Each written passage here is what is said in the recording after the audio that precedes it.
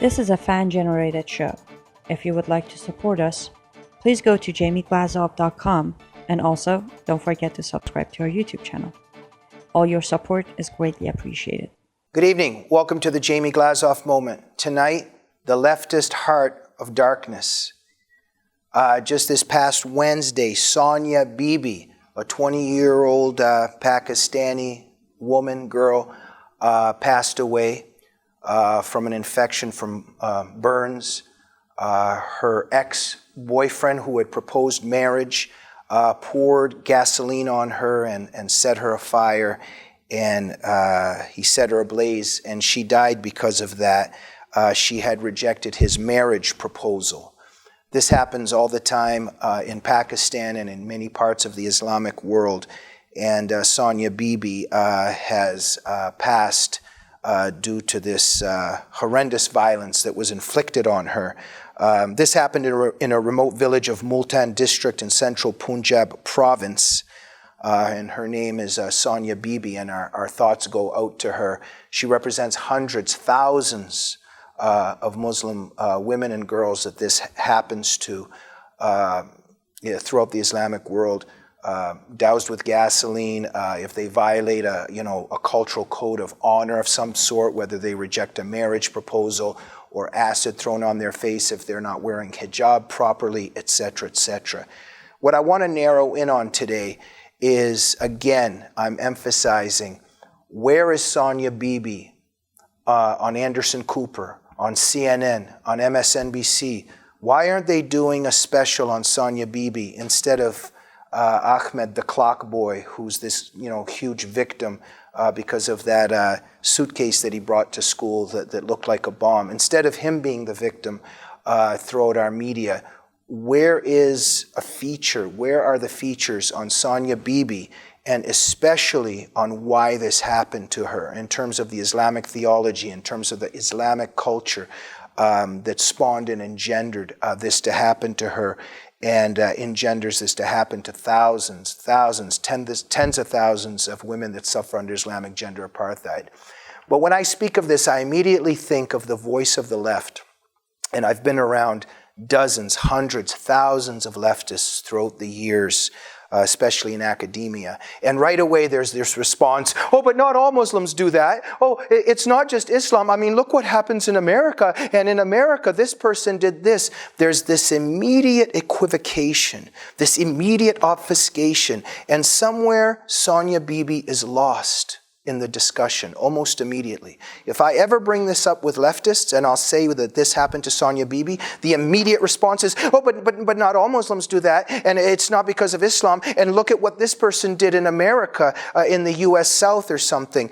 And you got to wonder, why immediately is there this equivalency and this obfuscation and this equivocation? Why can't we for a moment just speak about Sonia Bibi and discuss the culture and the religion and its ingredients that fertilized this to happen, that spawned it, that engendered it? And in the end, it's because the left does not want to acknowledge the violence that's perpetrated against people that suffer under Islamic rule, under Sharia, under Islamic gender apartheid, because it hurts their cause. And this is what I want to get to here. As I'm discussing this with you this evening, just this darkness in the leftist mindset.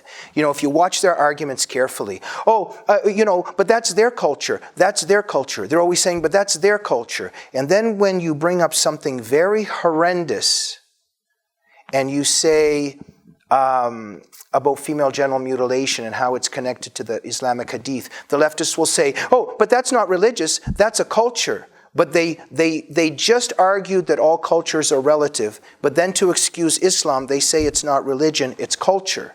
So they're admitting that there might be something wrong with the culture, but then 2 minutes later they're arguing that all cultures are relative and you can't put any cultures down unless, of course, the U.S. Southern Christians come up in the evangelical culture in the U.S. South. Then you're allowed to make all kinds of criticisms.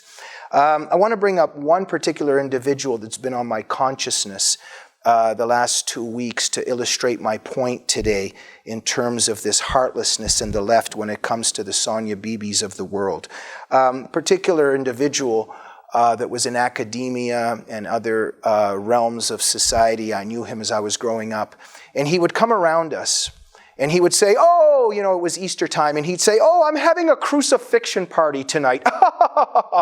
And he really wanted to offend us. He knew we were Christian. He's having a crucifixion party. And he thought it's really funny. And us Christians should really lighten up and get a life because it's his free speech and he should have the right to say whatever he wants to say. This particular individual today is completely against the cartoon drawings of Muhammad, any kind of criticism that could be made of Islam. So it's okay for him to make fun of Christians, but he's just incensed at Muhammad cartoons today.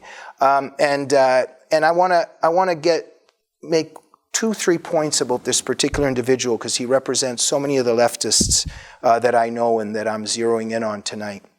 This particular individual ended up in the Islamic world. I've been on social media in the last 5-10 years, and I've noticed, due to several sites that I visit and the research that I do, this guy actually ended up in the Islamic world, indirectly somehow pretending helping, quote unquote, Muslim women with education and other things. And I was so alarmed and shocked by this when I first seen this more than 5 years ago. I thought, wow, this leftist is now witnessing the victimization of women in the Islamic world. I wonder what this will do to his consciousness. And sometimes I get naive, no matter how much I study the left. For a minute, you think that some humanity will enter a certain human being.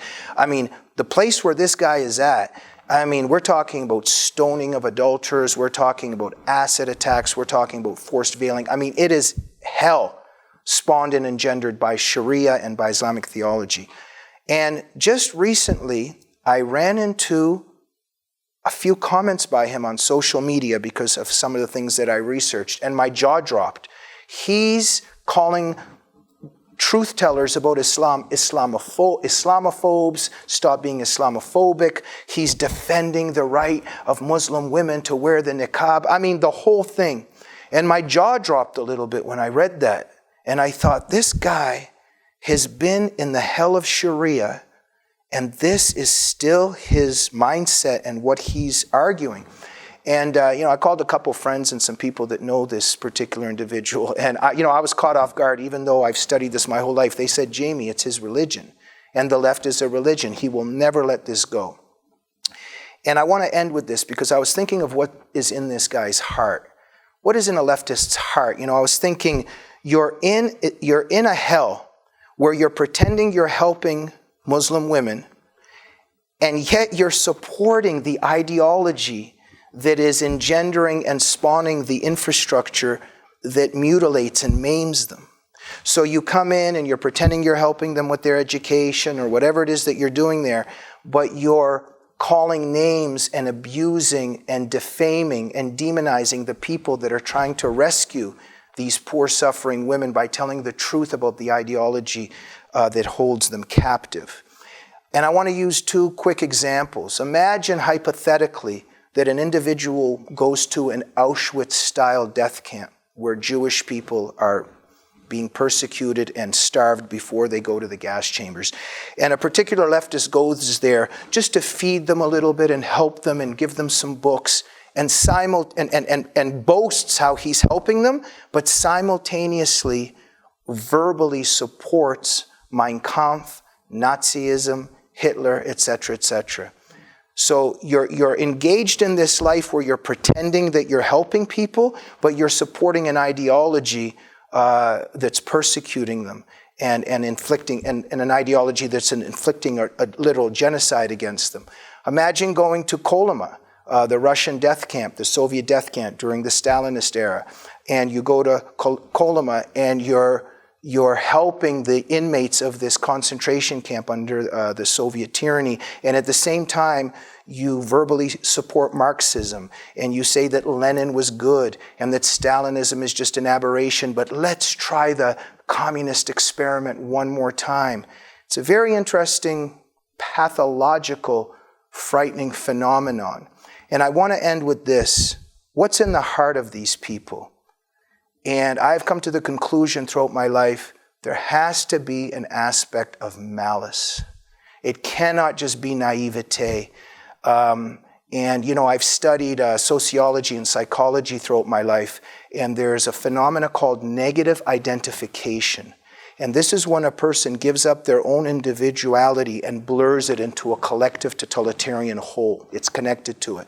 And so when you see a Western intellectual that supports a Castro, that supports a Stalin, that supports a Mao, there's a process here through negative identification where the person vicariously experiences the sadistic impulses of when the dictator is butchering and torturing his victims. The person that's supporting him vicariously feels all of that, and his impulses are gratified. And so what I want to end with here is, throughout all of this, leftists, we got your number. I got your number. And the individual that I'm referring to and all those people that he represents and all these leftists I've been around my whole life that say, oh, it's not Islam, it's not Islam. And they're enabling this system that's causing this suffering and the deaths of individuals like Sonia Bibi. There is a vicarious enjoyment, a sadistic kind of impulse where they're actually getting self-gratification by supporting these terrorist, tyrannical regimes, and through negative identification, they're feeding their own sadistic impulses. And a lot of people don't want to accept this, but I will tell you that for leftists to continuously, repetitively deny the atrocities perpetrated by these totalitarian regimes, to continue enabling these vicious ideologies and what they inflict on millions of people throughout the world. Malice is involved, and if any leftists are watching this evening, I got your number. We got your number. We know what your yearnings are and what your impulses are, and we'll see you on the next edition of the Jamie Glazov Moment. Good night.